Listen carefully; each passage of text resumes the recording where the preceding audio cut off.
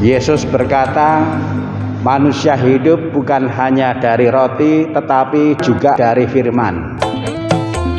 Kalimat singkat ini kalau kita renungkan berarti orang juga harus makan firman. Orang juga harus akrab dengan firman.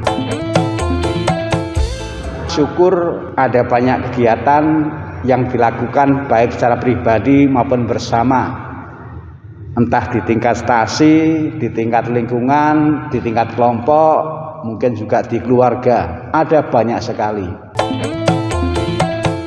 Yang harus kita renungkan dan usahakan adalah supaya bukan hanya yang penting banyak kegiatannya, tapi bagaimana kegiatan itu oleh para pengurus dan umat diolah sungguh, supaya pada akhirnya membantu umat untuk makin dekat dengan firman.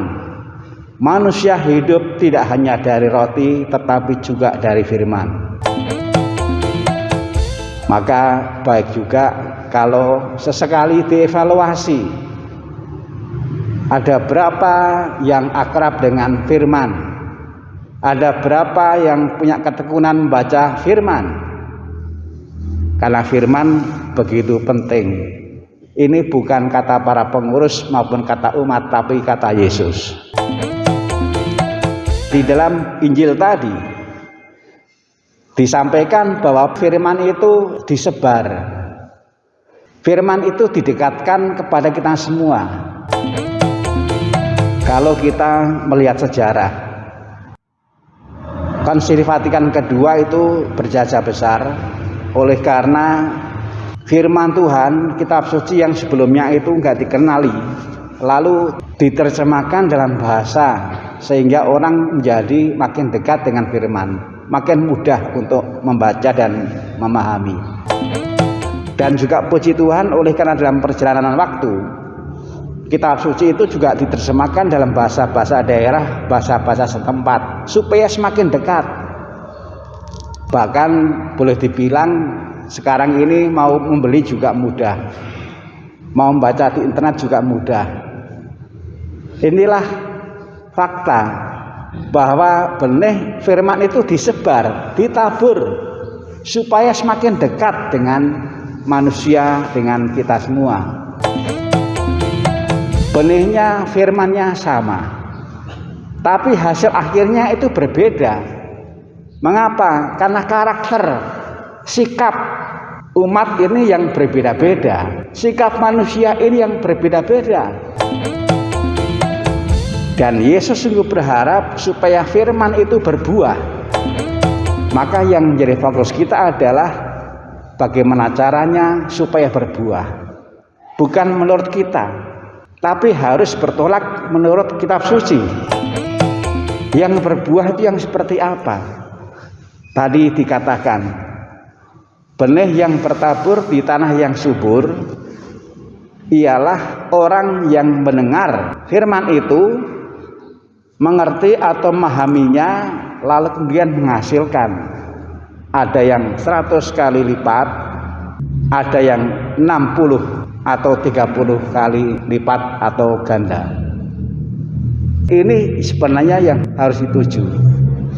Kegiatan-kegiatan mudah-mudahan juga menghantar orang ke sini supaya menghasilkan firman yang berbuah, menjadi tanah yang subur, punya sikap yang mendukung terhadap berbuahnya firman. Harus mendengar dengan telinga, mengerti dengan hati.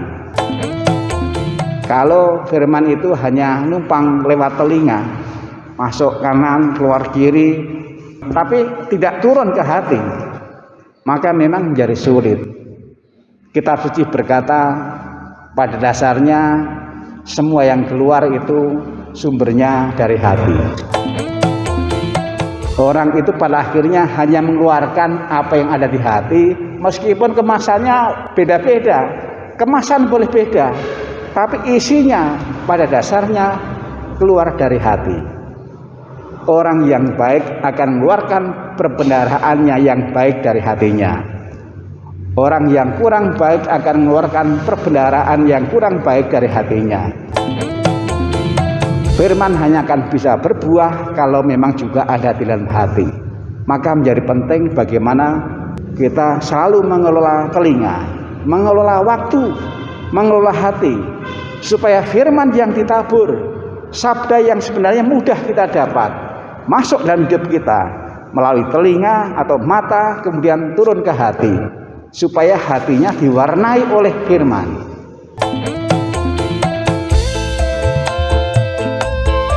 Bagaimana caranya supaya hati kita dipengaruhi, diwarnai oleh firman? Kita bertolak dari kalimat yang tadi disebutkan oleh Yesus. Manusia hidup bukan hanya dari roti, tetapi juga dari firman. Mari kita mencoba merenungkan mengenai makan bubur. Saya biasanya kalau misalnya di sini terus makan bubur. Nanti juga ya Pak Endar ya. Pak Nunung, peristiwa makan bubur di Sukamulya itu saya renungkan. Tukang bubur mendekatkan buburnya, lalu kemudian kita menyambutnya dengan sukacita, lalu kemudian pelan-pelan makan, dikunyah, baru ditelan. Jadi sebenarnya makan firman itu metodenya kurang lebih seperti itu.